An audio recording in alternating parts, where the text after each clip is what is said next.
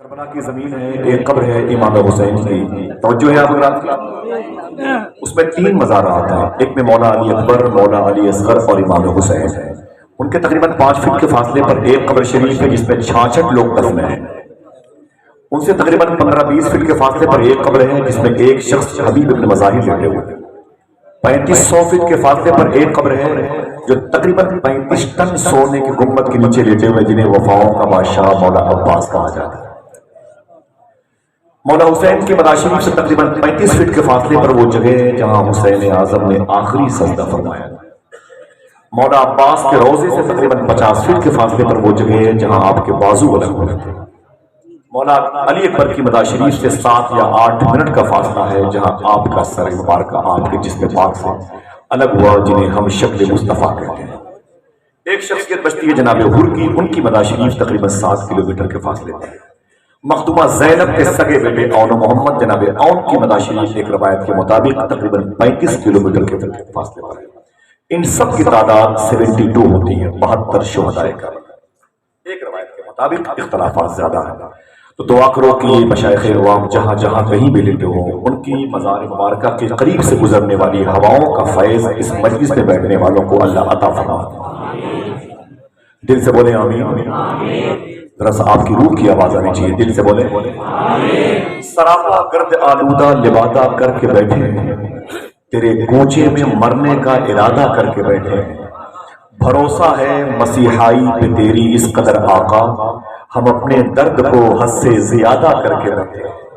بس دوستو آخری شعر اس حوالے سے، اور ذرا زحمت نہ ہو تو ہاتھوں کو اٹھا کے بول دے یا حسین، زور سے بولیں، یہ سونے کا وقت ہے لیکن تقدیر جان جائے گی، زور سے بولیں بلند آواز سے۔ دیکھیں کربلائی شاعری کسے کہتے ہیں؟ چاک دامن کبھی سیاہی آئی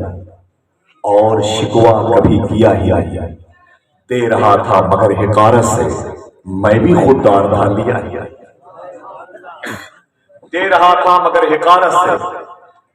میں جو شعر پڑھ رہا ہوں اسے کربلا میں پڑھ کے آیا ہوں، کربلا کے مجلس میں، اللہ کا شکر 10 15 12 13 مرتبہ حاضری دی ہے، 4 آتے ہیں شعر سنے آپ۔ چاک دامن کبھی سیاہی آئی اور شکوہ کبھی کیا ہی آئی۔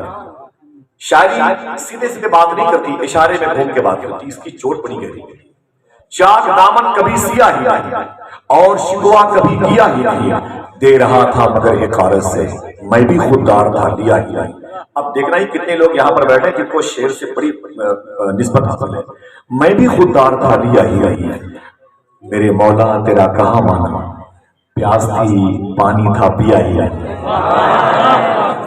میرے مولا تیرا کہاں مانا، پیاس تھی پانی تھا، بولے اونچی بولے، پیاس تھی پانی تھا،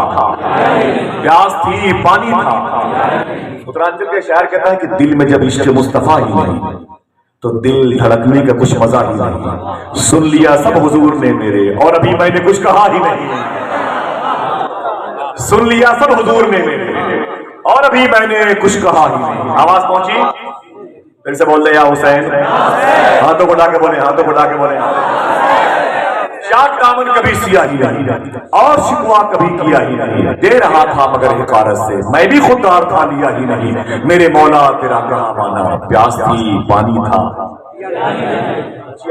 پیاس تھی پانی تھا، اور دل میں جب عشق مصطفیٰ ہی نہیں تو دل دھڑکنے کا کچھ مزہ ہی نہیں، سن لیا سب حضور نے میرے اور ابھی میں نے کچھ کہا ہی نہیں، اور جو بھی آیا درے حضور کے پاس ایسا بیٹھا کہ پھر اٹھا ہی نہیں،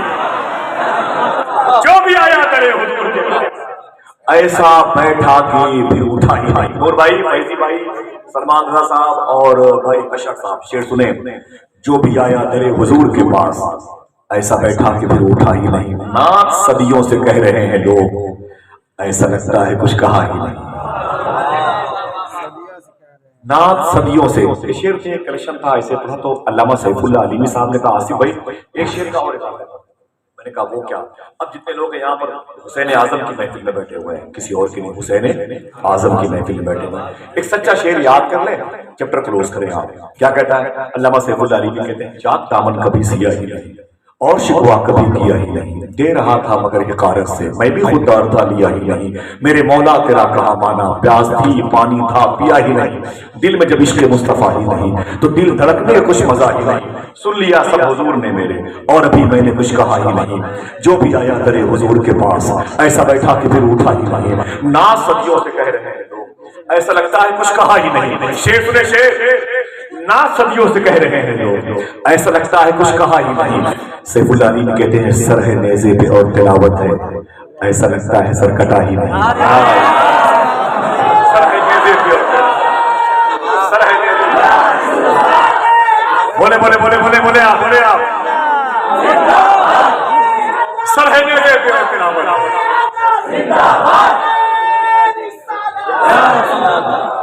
بہت شکریہ، آج آپ نے اتنے پیسے مجھے دے کے ثابت کیا، میں تو اس کا اہل نہیں ہوں، آپ اپنے پیروں کی مٹی دے دیں تاکہ میری قبر میں وہ کام آ جائے، لیکن یہ صحیح، میں نے بہت بڑی نظامت میں شعر پڑھا تھا کہ وہ گھر میں جو پرچم عباس سجا دیتے ہیں،